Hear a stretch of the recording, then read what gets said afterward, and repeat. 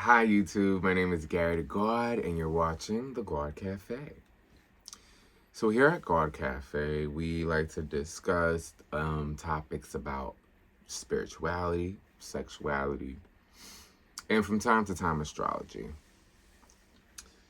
So today we're going to talk about open relationships. So open relationships in I would say all categories, whether you are, hetero, homosexual, or, bisexual, pansexual, anything of the sort.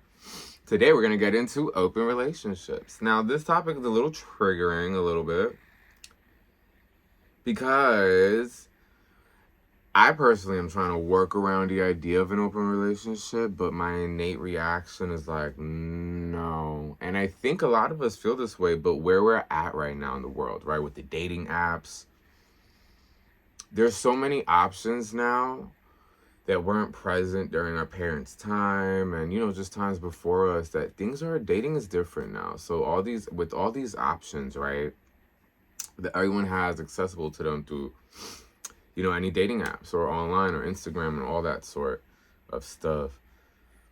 A lot of people are having in the back of their head, more than most, next one, or you don't want to do this for me, next one, or it's very next one. Whereas before, in the past, we all would, have to deal with nurturing a connection and working with that person and growing with that person. I do feel like a lot of the times now these days, a lot of the self-growth is on its own and not really with another partner.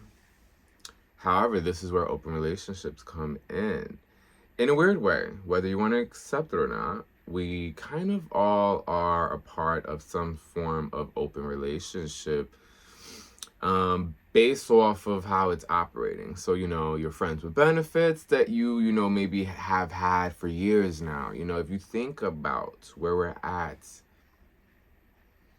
as a society with love and relationships, they all kind of look like open relationships. If you're not officially dating someone, you probably have a few, fuck buddies that you may rotate here and there or not see, here and there. It just, the inconsistency that is highly present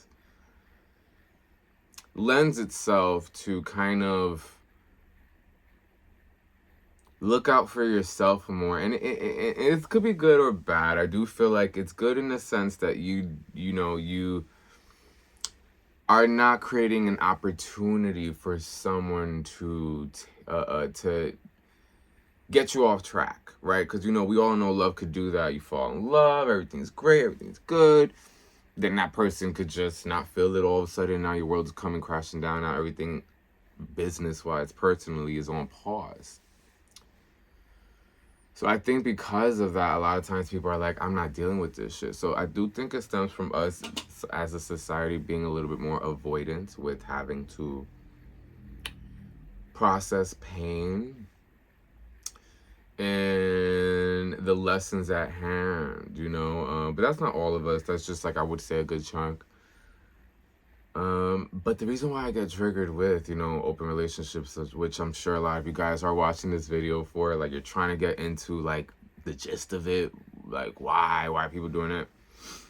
Now, get this, right? I personally don't want to be in an open relationship, and I know most people watching this probably don't, or, are thinking about it. However, things are operating that way, like I said. And when that right person comes along, you're not going to need a label or a title. They will just be there every day. They will literally be there every day. You don't have to do the most to keep them around. And I think we're coming to that point right now where, like, if you have a void to fill, you have to fill that void on your own. You're not going to have a companion instantly to do so. And I do feel like Disney has influenced, us all at a younger age to fantasize about a fairy tale. And it would be so nice if it could just happen that way. And perhaps, I'm not saying it can't at all. What I'm trying to get at is us as a collective, as a world, we're creating resistance by not accepting how things are are already operating. So if you have, a person you're talking to, you're like, I don't know where we stand. He or she's not hitting me up all the time. I know they're fucking other people, but I really like them. When we chill, it feels like we got something going on, but I'm not sure. Now, this is common. This is how the dating world is right now. You know what I mean? So to not let yourself deter your positivity over what could potentially happen with this bond and this person because of your eagerness to get that title or to find out or to fill in that void. And you have to be real with yourself, because we all at one point do this. And I think, like, where we're at, if we just accept where we're at, I think we can all manifest having a monogamous relationship. The key here is to not let anyone feel restricted in their expression. If you want to attract someone to be your lover, you're gonna have to play the organic game. You're gonna have to be their piece. You're gonna have to accept things as they are. Whether you like them or not, it's for you to not be so attached to. So if you don't like something so much, but you're interacting with something, a situation, right? Like, let's give a hefty situation that could be very common.